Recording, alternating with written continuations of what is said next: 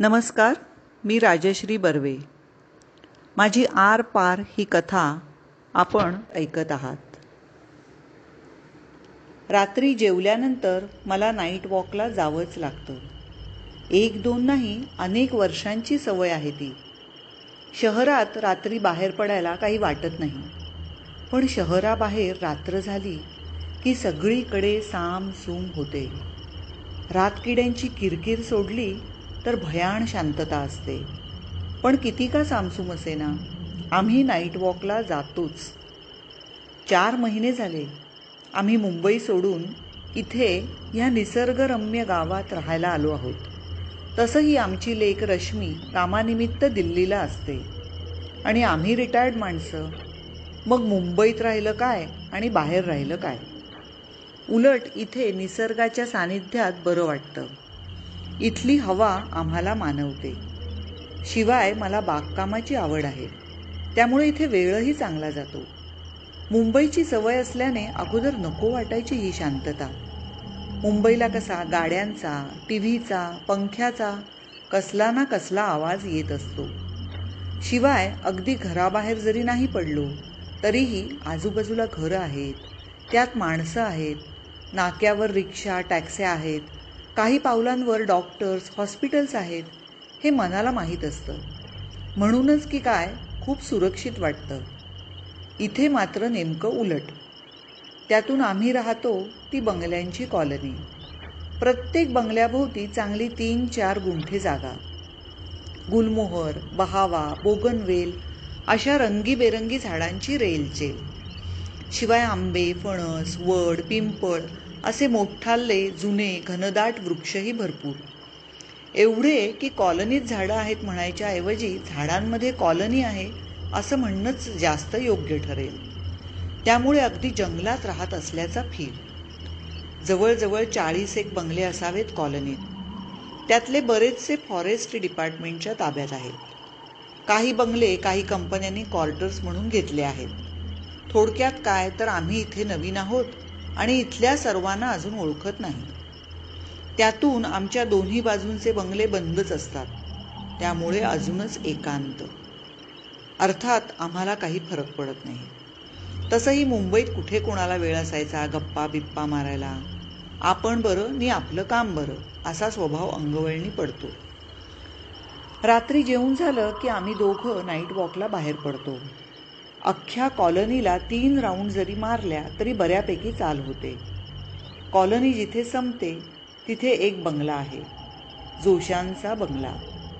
इतर बंगल्यांपासून तो बऱ्यापैकी लांब आहे. खरं तर हे स्वतंत्र घर आहे. आमच्या कॉलनीतलं नाही, पण तरीही तो एकच बंगला असल्याने त्याला आमच्या कॉलनीतला बंगलाच मानला जातो. जोशी काकू सांगतात त्याप्रमाणे इथे आधी फक्त त्यांचंच घर होतं. नंतर बाजूची एकरच्या एकर जागा कोणी घेतली आणि जमेल तसं प्लॉटिंग करून बंगले बांधले. जोशींच्या घराला आम्ही आपलं बंगला असं म्हणतो, पण खरं तर तो वाडाच. कॉलनीतल्या इतर बंगल्यांना 4ही बाजूनी कंपाऊंड, पुढल्या बाजूला गेट, प्रत्येकाच्या गेटच्या बाहेर एक सिमेंटचं बाकडं वगैरे. पण जोशींच्या घरासमोर मात्र पडवी आहे. पुढे अंगण, तुळस वगैरे आहे. पूर्वीसारखं न्हाणीघरही बाहेरच आहे. एक विहीरही आहे. घराच्या सभोवती कंपाऊंड वगैरे नाही. घराच्या फक्त उजव्या बाजूने कंपाऊंडसारखी एक भिंत आहे. ती पुढे कट्ट्यामध्ये एक्सटेंड होते.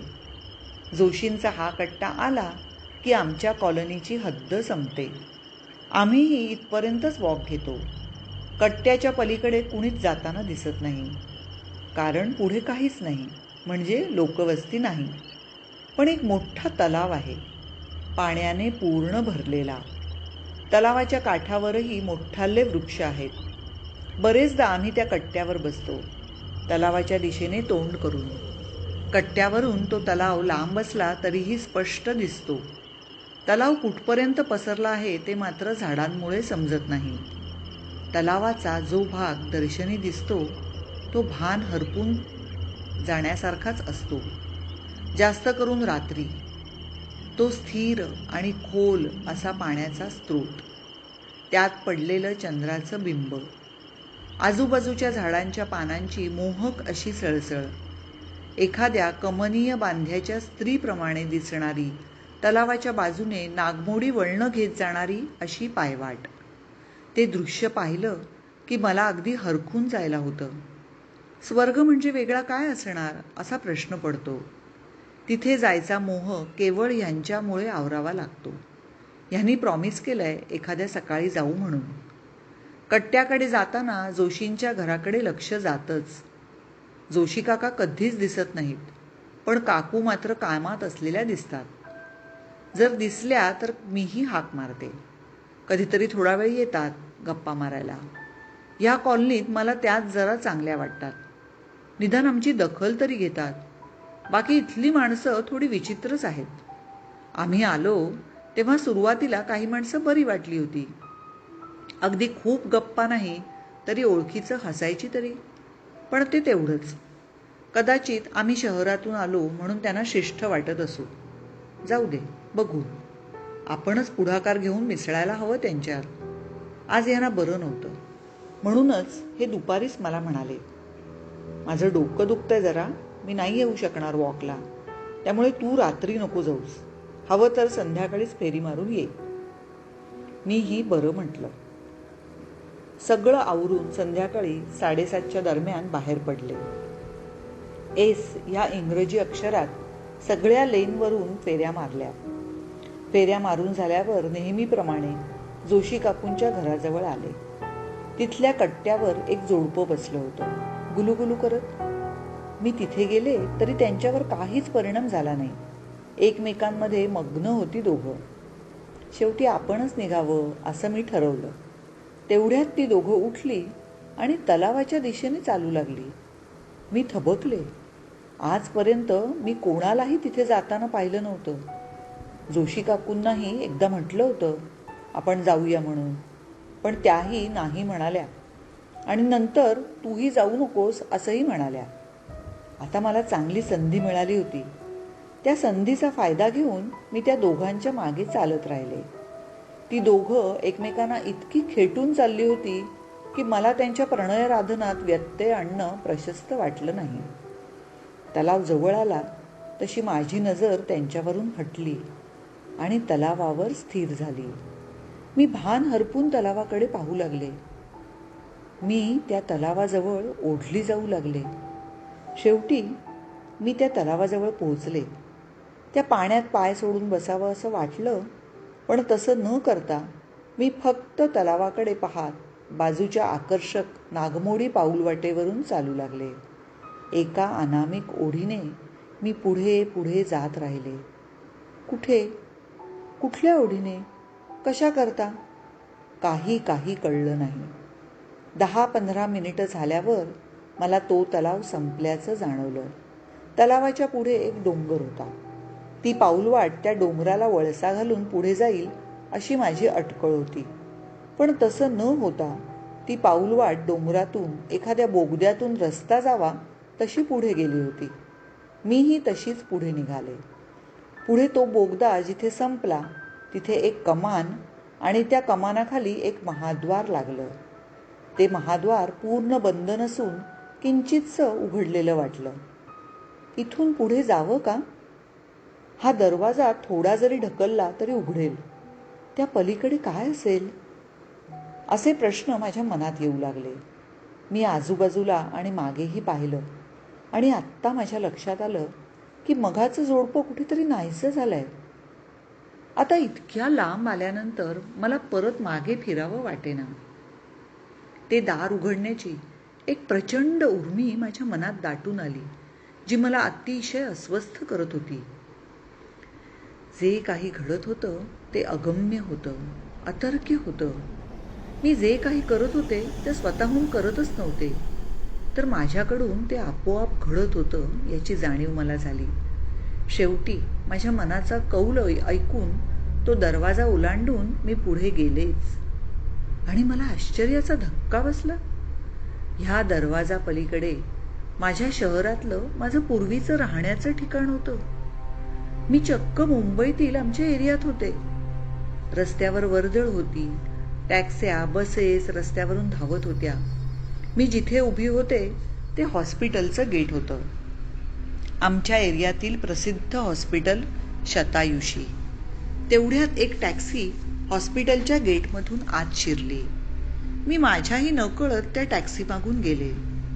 आता मला अजून एक जाणवलं की मला ती टॅक्सी आणि त्यातील व्यक्ती अस्पष्ट अशा दिसत होत्या. किंबहुना इथलं सर्व काही मला धूसर दिसत होतं, अर्धपारदर्शी काचेतून दिसावं तसं. मी माझे डोळे चोळून पाहिलं, पण त्या दृश्यात काहीही फरक पडला नाही. हे माझं स्वप्न तर नाही ना, असाही प्रश्न मला चाटून गेला. त्या टॅक्सीतून उतरलेल्या 2 व्यक्ती लगबगीने हॉस्पिटलमध्ये शिरताना दिसल्या. मागोमाग मीही शिरले. कुठली तरी शक्ती माझ्या मागे लागल्याप्रमाणे मी त्या व्यक्तींच्या मागे जात राहिले. ती दोघं ICU मध्ये शिरली आणि एका पेशंटकडे गेली. पाठोपाठ मीही. त्या पेशंटचं डोकं, चेहरा पूर्ण पांढऱ्या बँडेजमध्ये बांधलेलं होतं. नाकातोंडात नळ्या होत्या. त्या पेशंटला बघून त्यांच्यापैकी एक व्यक्ती हमसून हमसून रडत होती. दुसऱ्या व्यक्तीला बाजूला घेऊन डॉक्टर सांगू लागले, brain is completely damaged. Frankly speaking there are no chances of surviving. हे सगळं काय घडतंय? मला हे सगळं काय आणि का दिसतंय? मला आता प्रकर्षाने ह्यांची आठवण आली. हे माझ्याबरोबर असते तर असं काही घडलंच नसतं का? मी एकटी आली आहे म्हणून हे सगळं घडतंय का? की हा भ्रम आहे का स्वप्न? मी आत्ता तासाभरापूर्वी गावात होते आणि तलावाजवळ आल्यानंतर 10 मिनिटात मी मुंबईत होते. त्यातून एक हॉस्पिटलात. परत जे दिसतंय ते सगळंच असं धुसर आकृत्यांसारखं. काय आहे ह्या सगळ्याचा अर्थ? जे कोणी समोर दिसतायत त्यांनाच विचारावं हे काय गौडबंगाल आहे ते. ह्या हेतूने मी पुढे होणार तोच मला कोणीतरी मागे खेचलं. मी वळून पाहिलं तर त्या जोशी काकू होत्या. माझ्या हाताला धरून खेचत त्या मला बाहेर घेऊन आल्या. खाली येऊन आम्ही परत महाद्वारापाशी आलो. तोच बोगदा परत लागला. पुढे परत तो तलाव, ते वृक्ष, ती नागमोडी पाऊलवाट, सारं काही परत लागलं. त्या मला परत आमच्या कॉलनीत घेऊन आल्या. माझ्याकरता हे एक रहस्यच होतं. मी जोशी काकूंना परत परत विचारत राहिले, पण त्या 1 ना 2 काही न बोलता त्यांनी मला आमच्या बंगल्यापाशी सोडलं. मी घरी गेले तोपर्यंत हे झोपले होते. बिछाण्यावर अंग टाकलं खरं, पण बराच वेळ डोळ्याला डोळा लागला नाही. सकाळी उठले. डोकं जाम ठणकत होतं. काल जे घडलं ते उठल्या उठल्या आठवलंच. ह्यांना सांगावं का असा विचार मनात आला. पण मग म्हटलं आधी जोशी काकूंशी बोलायचं. त्यांना आज बोलायला लावायचंच. हे काय रहस्य आहे ते कळलंच पाहिजे. त्यांना सर्व माहीत आहे असं वाटत होतं. उगाच का त्यांनी आपल्याला ओढून आणलं? अजून पूर्ण उजाडलं नव्हतं. जोशीबाई बाहेर दिसतायत का हे बघण्याकरता म्हणून मी आमच्या बंगल्याच्या गेटपर्यंत आले. डावीकडे जोशी काकूंच्या बंगल्याच्या दिशेने बघितलं तर त्या विहिरीवर होत्या. मी अनवाणी होते म्हणून मागे जाऊन पपईच्या झाडापाशी ठेवलेला स्लीपर घालून परत आमच्या गेटपाशी येत होते. तर लांबूनच मला B15 मधल्या रेगेबाई आणि त्यांच्याबरोबर एक तरुण मुलगी आमच्या बाहेरच्या रस्त्यावरून त्याच दिशेने चालताना दिसल्या. मॉर्निंग वॉक घेत असाव्यात. ती मुलगी आमच्या बंगल्याबाहेर जे बाकडं आहे त्या दिशेला वळली. वॉक घेऊन दमली असावी. थोडा दम खाण्याच्या दृष्टीने येत असावी. पण रेगेबाईने तिला अडवलं आणि तिचा हात धरून पुढे नेऊ लागल्या. बसू देत हो असं म्हणत मी आमच्या गेटपर्यंत आले. पण आता त्या पाठमोऱ्या होत्या. त्या दोघींनीही माझ्याकडे वळून पाहिलंही नाही. गर्द झाडींमुळे मी दिसले नसेन कदाचित, पण एवढं स्पष्ट आणि मोठ्याने बोलले मी, ते ऐकूही गेलं नाही. मला थोडा रागच आला. जाऊ देत, गेल्या उडत. त्या दोघी जोशी काकूंच्या घराच्या दिशेने चालत होत्या. मलाही तिथेच जायचं होतं म्हणून मी आमचं गेट लावून लगेच त्यांच्या मागोमाग निघाले. रेगेबाई माहितीच्या होत्या. थोड्या शिष्टच वाटायच्या, पण ती मुलगी मात्र नवीन दिसत होती. त्यांची पेईंग गेस्ट असावी बहुधा. त्यांच्या बंगल्यासमोर बोर्ड पाहिला होता, पेईंग गेस्ट हवी आहे म्हणून. पण मग त्यांच्या बोलण्यातून कळलं की ती त्यांची लांबची भाची होती म्हणून. त्या माझ्या पुढूनच चालत असल्यानं दोघींचं बोलणं मला स्पष्ट ऐकू येत होतं. ताईने खूपच फोर्स केला म्हणून तुला इथे राहायला मी हो म्हटलं, पण काही गोष्टी स्पष्टच सांगितलेल्या बऱ्या. मागाहून सांगितलं का नाही वगैरे ऐकून घेणार नाही. नाही हो मावशी, मी नाही म्हणणार असं काही. आणि जास्त नाही, 4च महिने राहणार आहे मी, फक्त माझ्या प्रोजेक्टपुरती. कितीही महिने राहा, तो प्रश्न नाही, पण जरा शिस्तीत राहायचं. मी सांगते ते ऐकायचं. मी आपली रोखठोक आहे म्हणून सांगते. हल्लीची नवीन पिढी कुणाचं काही ऐकून घेत नाही. तुमचा कशावर विश्वासही नसतो. हा मागासलेपणा, ती अंधश्रद्धा, अशी सगळी नावं ठेवत बसता तुम्ही आजकालची मुलं. आता तू तशी नसशीलही, पण तरीही बजावते. हे गाव आहे हे लक्षात ठेवायचं. वेळेत घरी यायचं आणि काळोखात एकटीने हिंडायचं नाही.